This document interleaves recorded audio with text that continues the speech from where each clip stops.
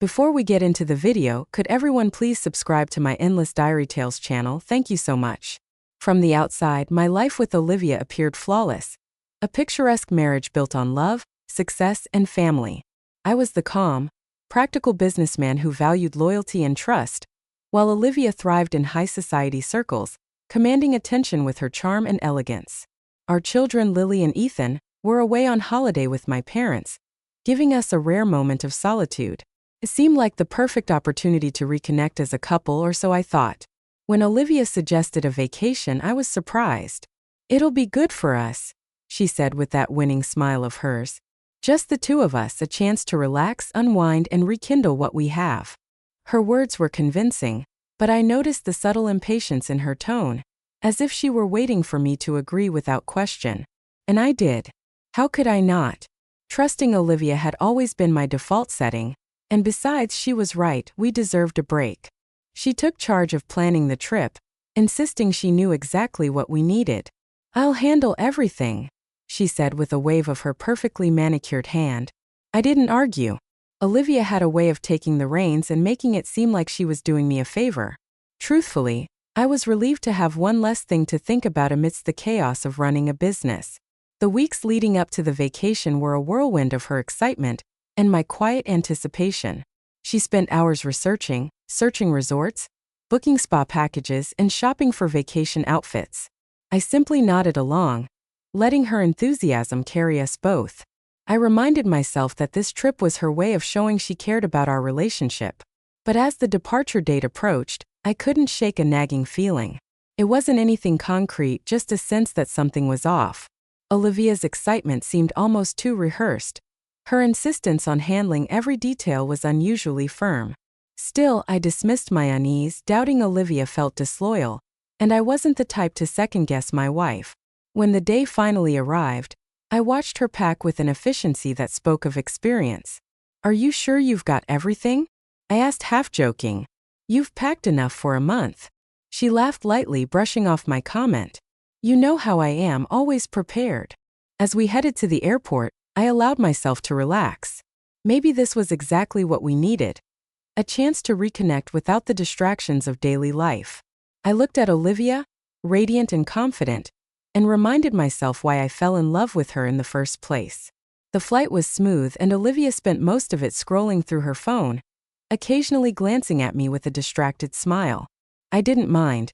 I was content to sit quietly, imagining the serene beaches and peaceful days ahead. For once, I let myself believe that everything was as perfect as it seemed.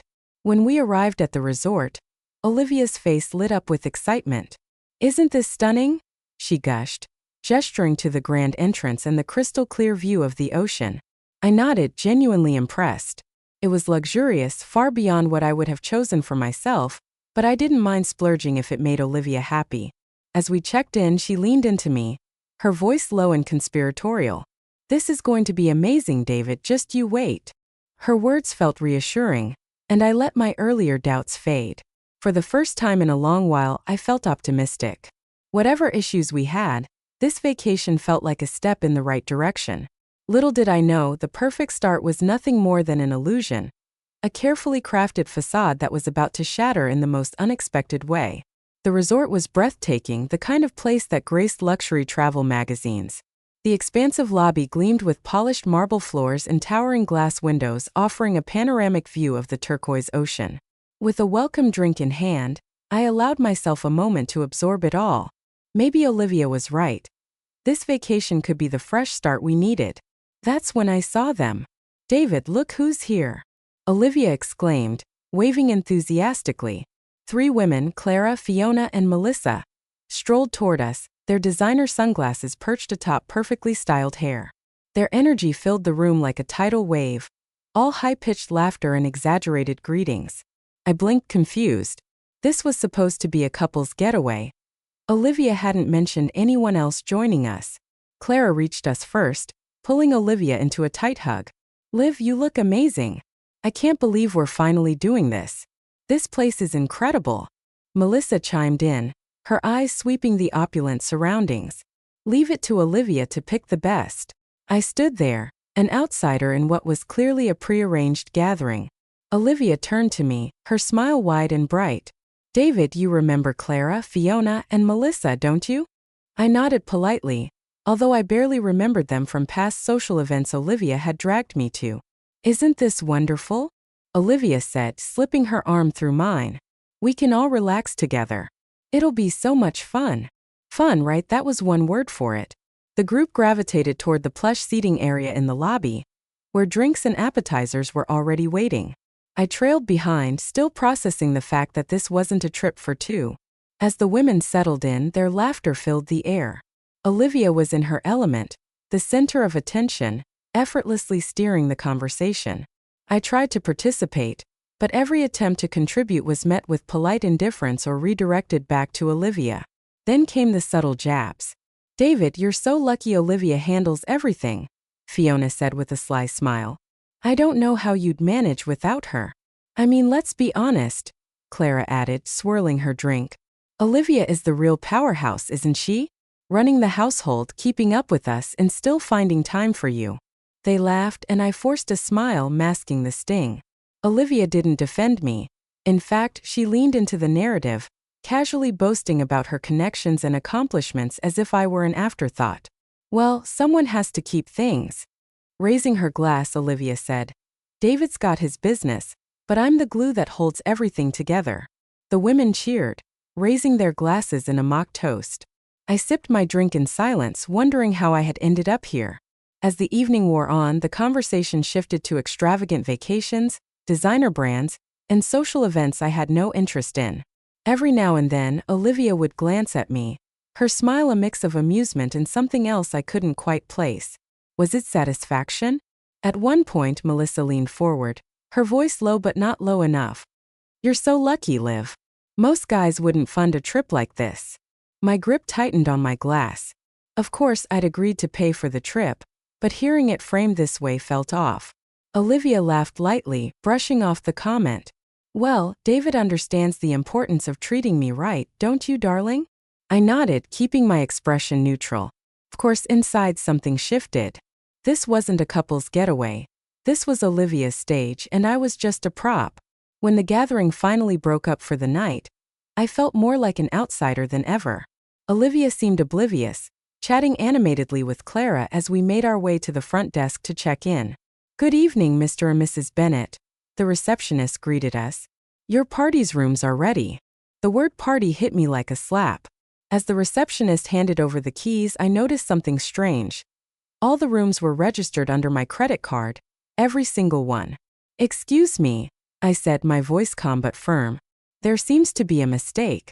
I only authorized one room. The receptionist glanced at Olivia, who stepped in smoothly. Oh, it's fine, David. I arranged everything. Trust me, it's easier this way. I turned to Olivia, waiting for an explanation. Instead, she handed me a single key. Here's your room, she said casually. I'll be staying with Clara tonight. We just have so much to catch up on. Before I could respond, Fiona chuckled. She needs her space, David. Don't take it personally. The others laughed, and I felt my face heat. Olivia handed the rest of the keys to her friends, who accepted them without question. We reserved rooms only for the elites, Melissa joked, grinning at me. It was then I realized how thoroughly I'd been played. This wasn't a vacation for us. This was Olivia's show, funded entirely by me. I looked at her, my expression unreadable. Enjoy your evening, I said evenly, pocketing the key. Then, without another word, I walked out of the lobby. I stepped outside into the cool evening air, the laughter of Olivia and her friends still echoing in my ears. The resort was stunning under the glow of the setting sun, but its beauty felt hollow now, tainted by the sting of betrayal. I stood there for a moment, breathing deeply, trying to suppress the storm brewing inside me. I wasn't the type to cause a scene. I never had been.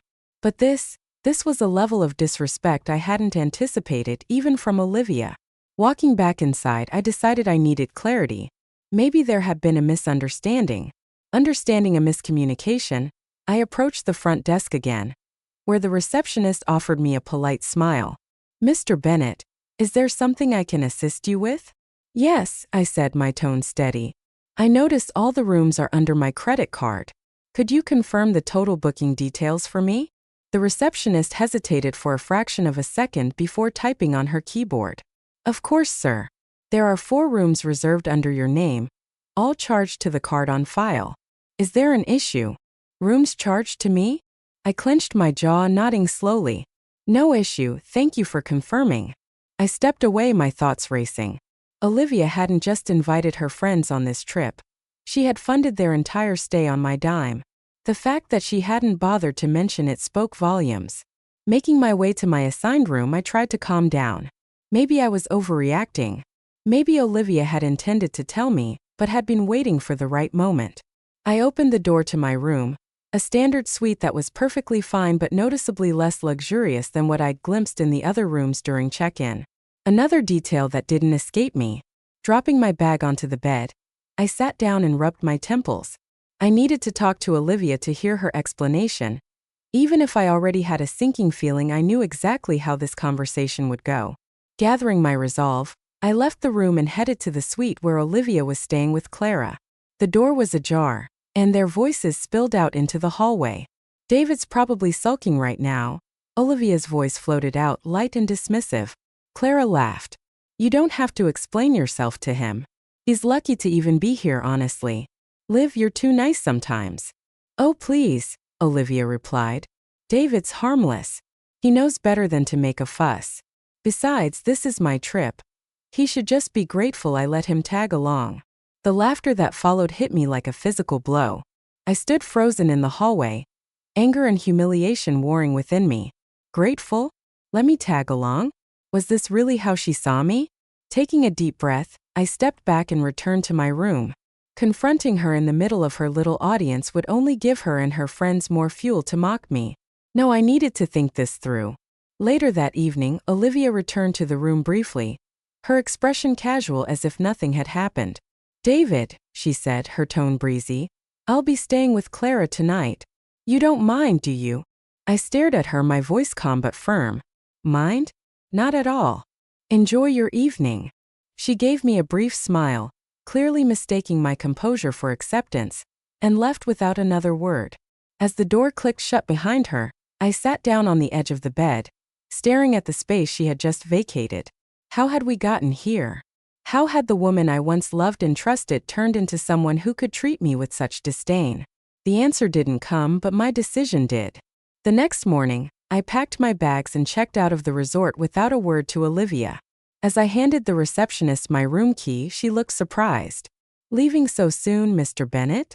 Yes, I replied evenly. Please ensure all remaining charges to my card are canceled immediately. The receptionist nodded, sensing the finality in my tone. Of course, sir. Walking out of the resort, I didn't feel regret. I felt relief. Olivia had made it clear where I stood in her life, and I wasn't going to stay where I wasn't valued. I slipped my phone out of my pocket, opened my banking app, and began canceling every card connected to Olivia's spending. Then I made one more call to my lawyer. Mr. Bennett, how can I help you? I'd like to begin drafting divorce papers, I said, my voice steady. The drive home was quiet, the kind of silence that forces you to confront every thought, every doubt, every simmering emotion. I replayed the events of the past 24 hours over and over in my mind, each detail sharpening my resolve. Olivia's betrayal wasn't just about the money. It was about the lack of respect, the mockery, the complete disregard for the partnership I thought we shared. When I pulled into the driveway, the house greeted me like an old friend, a stark contrast to the false luxury of the resort. It felt good to be home, a place that had always offered me comfort and stability. But even this space now carried traces of Olivia's manipulation. I went straight to my office, shutting the door behind me. The room was my sanctuary, lined with bookshelves and a large oak desk where I had made countless decisions that shaped my business. But this decision felt different. It wasn't about contracts or clients. It was about reclaiming my life. I opened my laptop and logged into our joint accounts. The numbers stared back at me, a grim reminder of how deeply Olivia had benefited from my trust. With a few keystrokes, I froze every account she had access to, ensuring she wouldn't be able to spend another dime without my knowledge. Next, I called the credit card company. The representative on the other end was polite, almost too cheerful for the gravity of what I was doing. Yes, I'd like to cancel all cards associated with my account, I said, keeping my voice steady. Immediately, of course, Mr. Bennett. Is there a specific reason for the cancellation? Fraudulent activity, I replied without hesitation. The word tasted bitter in my mouth, but it was the truth. Olivia had abused my trust, and I wasn't going to let it continue. Once the financials were secured, I turned my attention to the divorce papers. My lawyer, Rebecca, was efficient as always. I'll have the first draft ready by tomorrow, she assured me. Do you want to include any stipulations regarding the house or other assets? Yes, I said firmly. The house stays with me, and I want to ensure custody arrangements are fair for the kids. They don't deserve to be caught in the middle of this.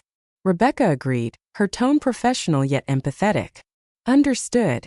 I'll make sure everything is in order. By the time I hung up, the weight on my chest had lessened. I was taking control piece by piece, and it felt empowering.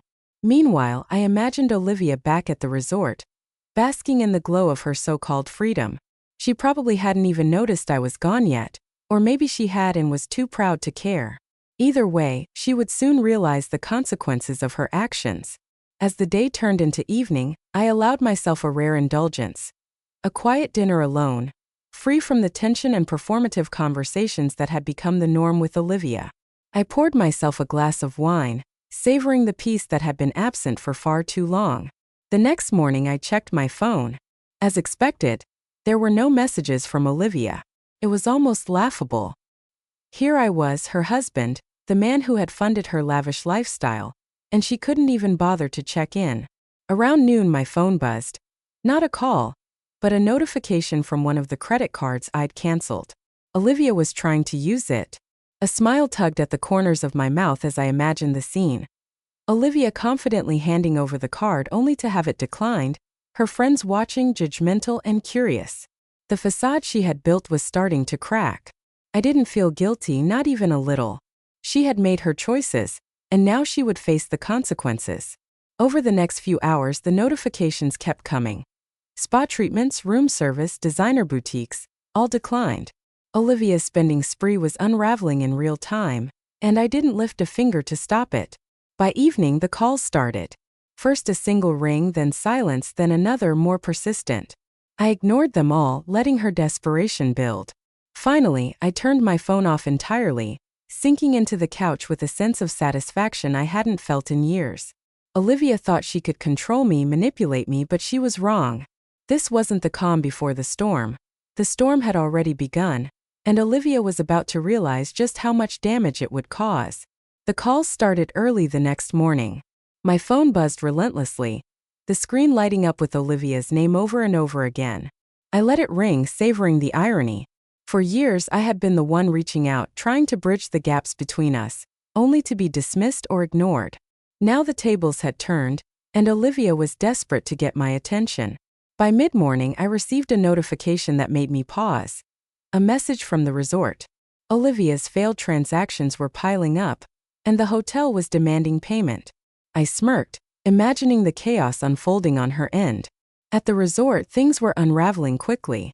Olivia and her friends had continued their indulgent lifestyle, oblivious to the financial storm brewing.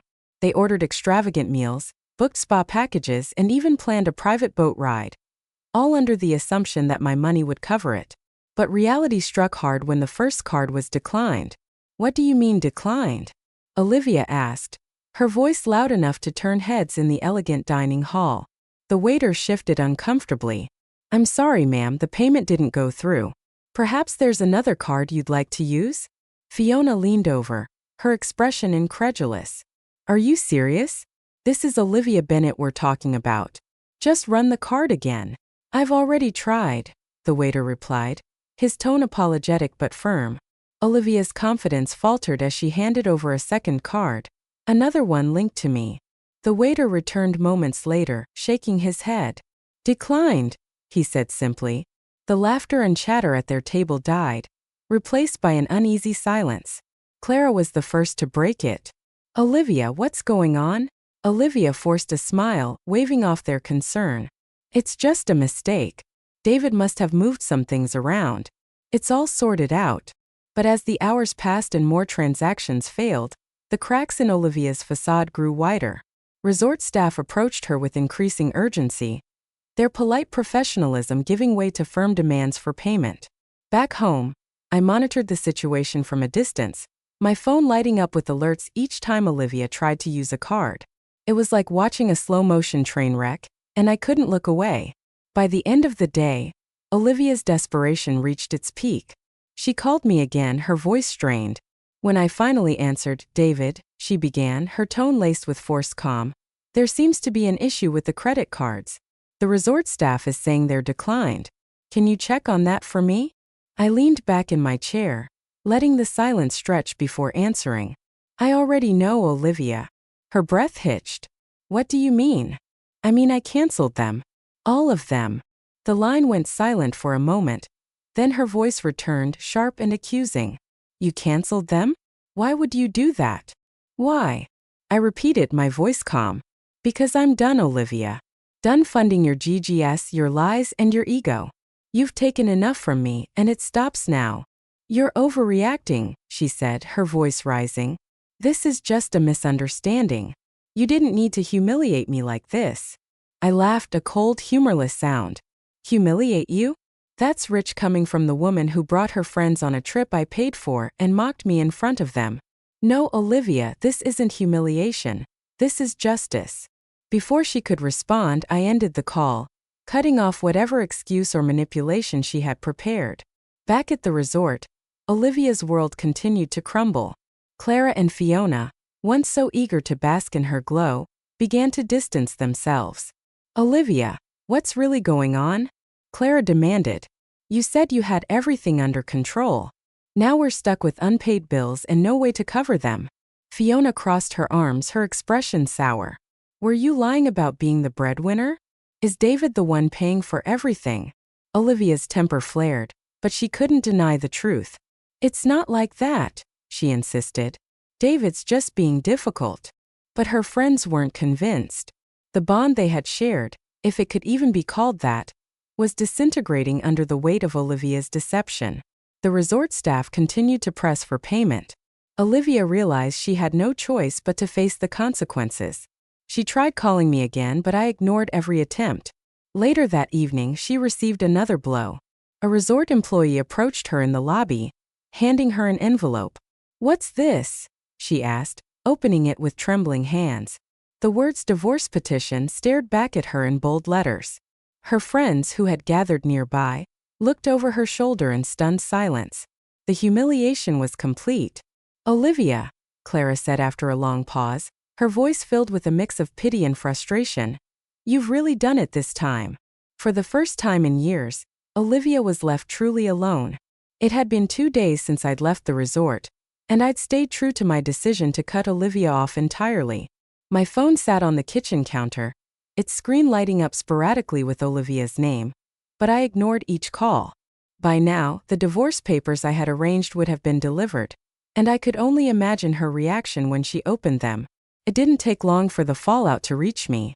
Later that evening, as I sat in my office reviewing documents, my phone buzzed relentlessly. At first, I thought it was Olivia, but when I glanced at the screen, I saw an unfamiliar number. Against my better judgment, I answered. "David Bennett," I said curtly. "Mr. Bennett, this is Karen from the Riviera Resort," the voice on the other end said politely. "We're reaching out regarding an urgent matter involving your wife and her partner. It appears there are unpaid charges for their stay, and they've informed us you were the account holder." I suppressed a laugh, leaning back in my chair. "Karen, I'm not sure what Olivia told you, but we're no longer in a position where I'm responsible for her expenses. In fact, I've taken steps to ensure I'm not." Karen hesitated, clearly unsure how to proceed. "I understand, sir, but the charges are significant. We were hoping to resolve this amicably." "I have no doubt," I replied, my tone cool. "But Olivia and her friends are adults. They can figure it out. Good luck." I hung up, shaking my head. Olivia had always relied on me to clean up her messes, but those days were over. Back at the resort, Olivia's world was falling apart. After the divorce papers were delivered, the resort staff refused to wait any longer for payment. They demanded immediate action. threatening to involve local authorities if the balance wasn't settled. David can't do this. Olivia fumed, pacing the lobby. She clutched the divorce papers in one hand and her phone in the other. He's being petty, he'll cave. He always does. But the resort manager wasn't interested in her personal drama. Ma'am, this is a business matter. We require payment in full before your party can continue to use our facilities. Clara, who had been silently observing the spectacle, finally snapped. Olivia, what is going on? First, the cards are declined, and now we're being told the bills haven't been paid. You said you had this covered. Olivia glared at them, her composure cracking. That's not the point. David's being vindictive. He canceled everything without warning. Maybe because he's finally tired of your games, Clara retorted. The tension between them was palpable. Olivia, once the confident ringleader of their group, was now exposed and vulnerable. Her friends, who had basked in her generosity, were turning against her. When the resort staff demanded their passports as collateral, the humiliation reached its peak. Olivia was forced to call her brother, begging for a loan to settle the bills. He agreed reluctantly, but not without a lecture that left her seething. By the time the payments were cleared, the damage was done. Clara and Fiona packed their bags, refusing to spend another moment at the resort. This isn't what I signed up for, Clara said coldly. You can find your own way home, Olivia. Fiona gave her a scornful look. Good luck with your divorce. You're going to need it. And just like that, Olivia was alone. The next morning, she returned home expecting to find some semblance of normalcy. Instead, she was met with locked doors and a note taped to the front. Olivia, your belongings have been packed and sent to your brother's house. Please contact Rebecca Smith for any further communication. She'll handle the rest. David. The note was short, impersonal, and final. Olivia stood on the porch, staring at the life she had taken for granted. Inside, I sat with a cup of coffee, watching her through the window. It wasn't out of cruelty. It was out of clarity. This was the life she had chosen, and I wasn't going to let her drag me down with her anymore. After several minutes, she finally left, her shoulders slumped. I watched her drive away, feeling a strange mix of relief and sadness. This wasn't how I had envisioned our marriage ending, but it was the only path forward. For the first time in years, I felt free. The house was quiet when Olivia finally left, the kind of stillness that felt like a clean slate. I sat by the window sipping my coffee, watching her car disappear down the street. A part of me felt heavy, weighed down by the wreckage of what once was, but another part, one I hadn't felt in years, felt free, untangled from her manipulation, her ego, her constant need to control every aspect of our lives. After she left, the real work began. I didn't want my children, Lily and Ethan, to hear about the divorce in bits and pieces or from whispers in Olivia's social circle. I had to tell them, but carefully. They deserved honesty without the burden of our adult conflicts. Later that evening, I sat them down in the living room. They were back from their trip with my parents, their laughter still echoing in my ears as they recounted their adventures. I hated to break their joy, but I knew it couldn't wait. Lily, Ethan, I began, my voice steady but soft. There's something important I need to talk to you about. Their smiles. As they exchanged glances, I could see the concern in their eyes. Is everything okay, Dad? Ethan asked. It will be, I assured them. But things are going to change. Your mom and I have decided to separate. Lily's eyes widened. Separate? What do you mean? I took a deep breath, choosing my words carefully. It means we won't be living together anymore. Your mom and I have had some problems for a long time, and this is the best decision for all of us. But why? Lily's voice cracked, her young mind struggling to grasp the complexities of adult relationships.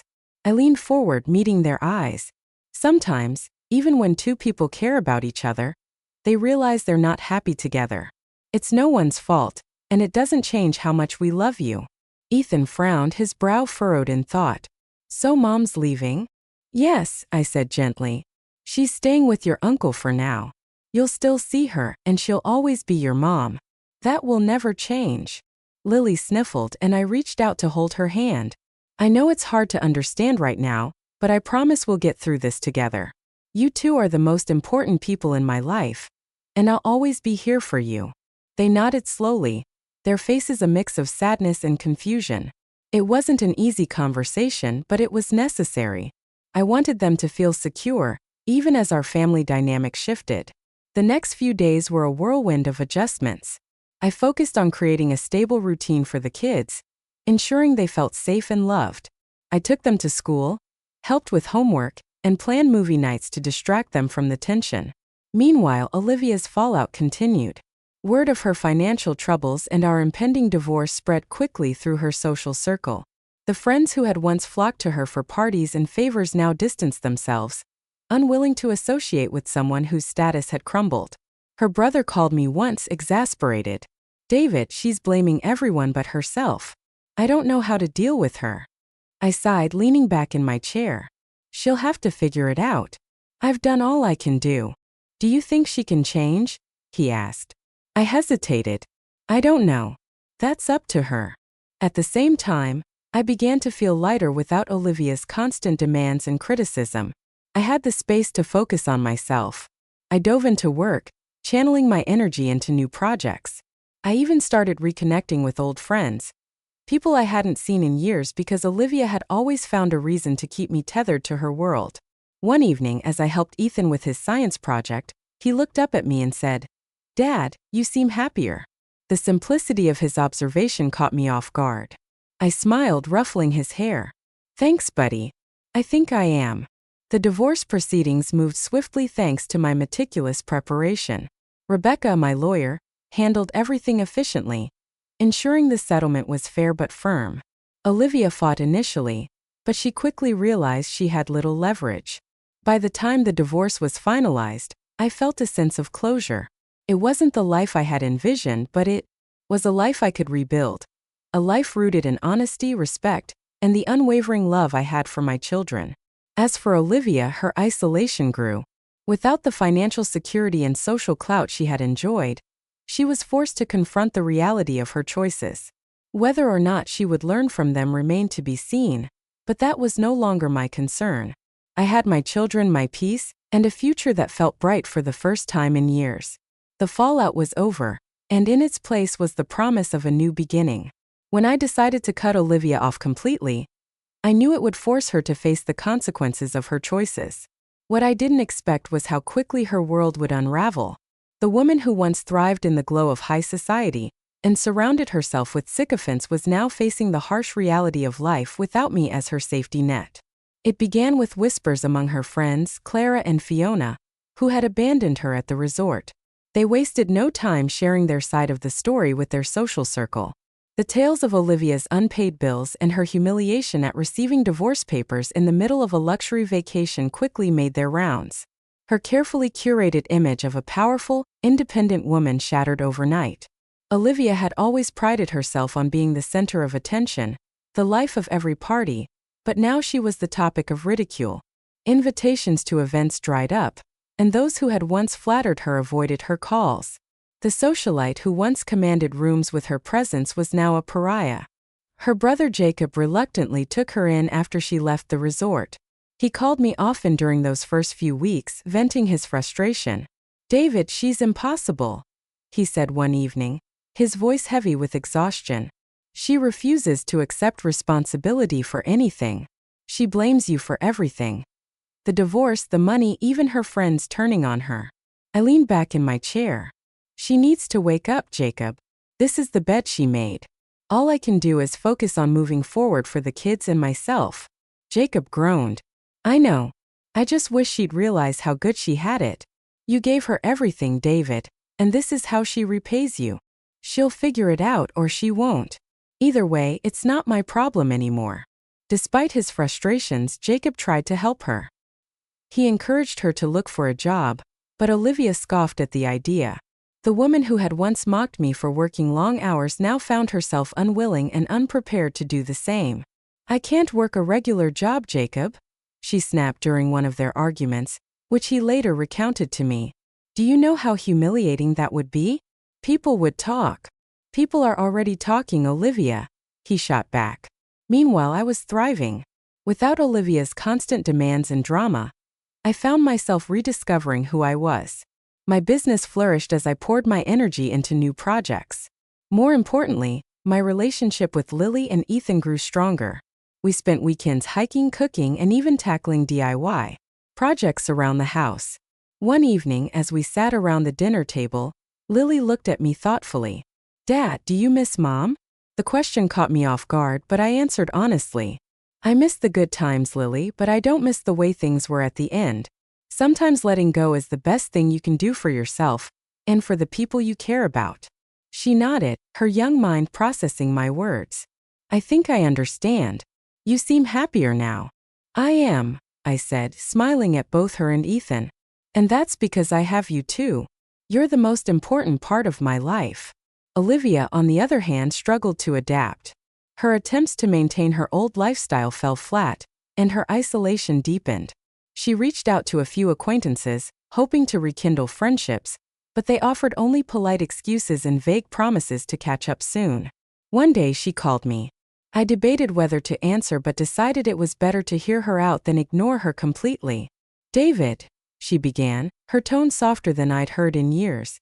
"I just wanted to talk." "What do you need, Olivia?" I asked, keeping my voice neutral. There was a pause before she replied. "I wanted to say I'm sorry for everything. I didn't realize how much I depended on you until it was gone. I know I messed up and I don't expect you to forgive me, but I needed to tell you." Her words surprised me, but I didn't let my guard down. "I appreciate the apology," I said carefully. "But an apology doesn't erase what happened.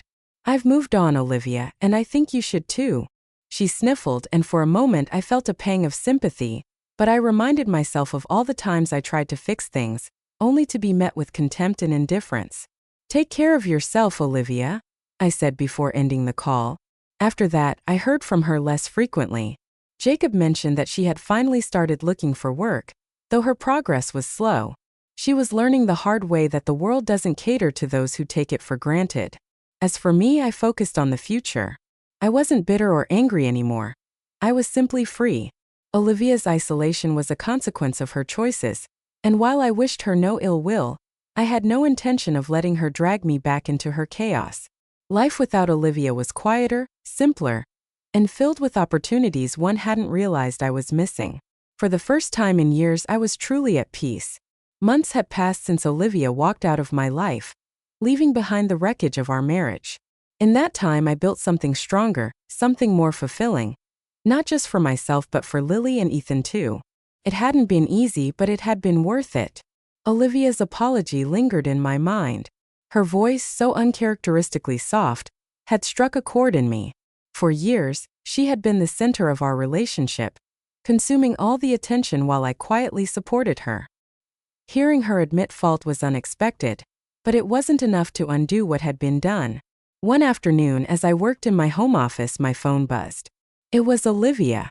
I hesitated, then, "David," she began, her voice hesitant. "I wanted to ask if we could meet just to talk in person about what I asked." I was careful not to let my guard down. "Everything," she said. "I need to apologize properly. Please." After a long pause, I agreed. "All right, tomorrow at the cafe near the park, noon." The next day, I arrived early. My emotions a mix of curiosity and apprehension. Olivia walked in a few minutes later, looking different. She wasn't wearing her usual designer clothes or perfectly styled hair. She looked tired, humbled, like someone who had been through a storm and was still finding her footing. "Thank you for coming," she said, sitting across from me. I nodded, waiting for her to speak. "I've had a lot of time to think," she began, her hands clasped tightly on the table. "About us, about what I did to you, to our family, and I realize now how selfish I was. I took you for granted, David. You gave me everything, and I repaid you by treating you like you didn't matter." Her words were raw, unpolished, and they caught me off guard. "I don't know if you'll ever forgive me," she continued, her voice breaking. "But I needed to tell you how sorry I am for the lies, the manipulation, the way I made you feel like you were less than you are. You didn't deserve that." I looked at her, searching for any sign of insincerity, but all I saw was a woman who had been broken by her own choices, now trying to piece herself back together. "I appreciate the apology," I said finally. "But Olivia, forgiveness doesn't mean going back to the way things were. Too much has happened, and I can't trust you again, not the way I used to." She nodded, tears streaming down her face. I understand. I don't expect us to go back. I just needed to make things right, even if it's only in words. We sat in silence for a while, the weight of everything unsaid lingering between us. How are the kids? She asked softly. They're doing well, I replied. They miss you, but they're adjusting. I've tried to keep things stable for them. She smiled weakly. You're a good father, David, better than I ever gave you credit for. Her words hit harder than I expected. For years, I had been the steady force in our family, the one who made sacrifices without recognition. Hearing her acknowledge that was both validating and bittersweet. I'll always be there for them, I said. And I hope you'll do the same. She nodded, wiping her eyes. I will. I'm trying to rebuild my life to be someone they can be proud of again. We parted ways that day on a somewhat lighter note. While there was no reconciliation, there was closure.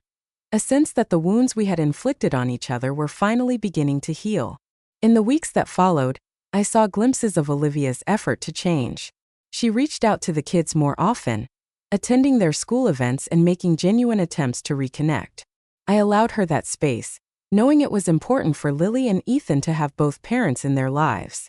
As for me, I continued to move forward. I had started seeing someone kind and genuine. A woman named Emily valued me for who I was, not for what I could provide. Our relationship was still new, but it felt different, it felt real.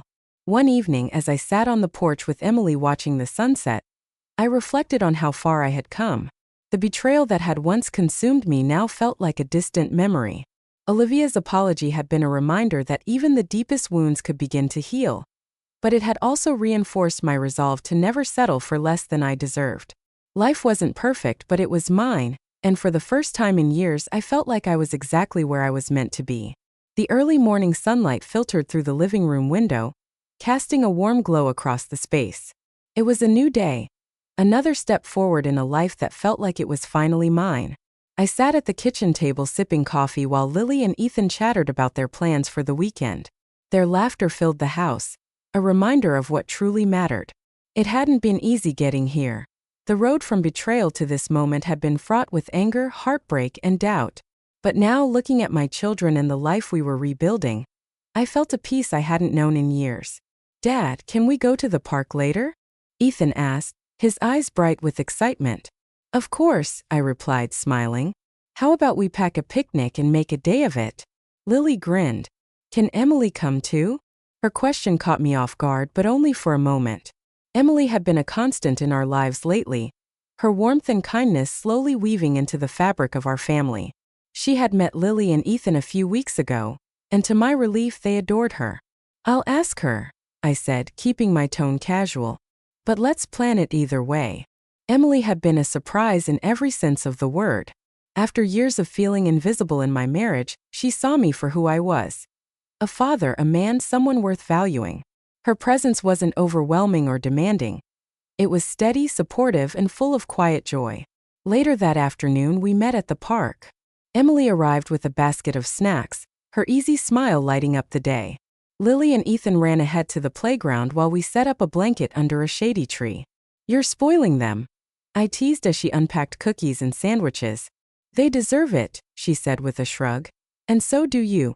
Her words made me pause. For so long, I had been conditioned to believe that my worth was tied to what I could provide. Emily reminded me that I was enough just as I was. As the day went on, I watched my kids play, their laughter mingling with the sounds of the park. Emily sat beside me, her hand resting lightly on mine, and I realized something profound. I was happy, truly deeply happy. Meanwhile, Olivia was navigating her own journey. She had finally found a job at a local boutique, a far cry from the high society events she once dominated. It was humbling work, but it seemed to be teaching her the value of effort and responsibility. She had also begun mending her relationship with Lily and Ethan. She called regularly. I had early asked about their lives and even attended a few school events. The bitterness that once defined our interactions was fading, replaced by a tentative truce. One evening after a school play, Olivia approached me in the parking lot. David, she began, her voice hesitant. Thank you for letting me be part of their lives. I know I don't deserve it, but I'm grateful. I nodded, my expression neutral but not unkind. It's not about what you deserve, Olivia. It's about what they deserve, and they deserve to have both parents in their corner. Her eyes glistened with unshed tears, but she said nothing more. We parted ways, the unspoken understanding between us a sign of how far we had come. As the months passed, my life continued to take shape in ways I hadn't imagined. Emily and I grew closer, our relationship built on trust and mutual respect. She encouraged me to pursue hobbies I had long neglected: photography, hiking, even cooking. One evening, as we prepared dinner together, she turned to me with a thoughtful expression. "David," she said softly, "have you ever thought about what's next? Not just for us, but for you." I paused, considering her question. "I think I'm already living it," I replied. "For the first time in years, I feel like I'm exactly where I'm supposed to be." She smiled, her eyes warm. "I'm glad. You deserve this." The days turned into weeks and the weeks into months. Life wasn't perfect. It never would be, but it was real and it was mine. Olivia's chapter in my life had closed, but it had taught me lessons I would carry forever. The importance of self-respect, the power of forgiveness, and the value of authenticity. As I stood on the porch one evening watching Lily and Ethan play in the yard, Emily by my side, I felt an overwhelming sense of gratitude. The road to this moment had been long and painful, but it had led me to a place of peace, love, and hope. This was my new beginning,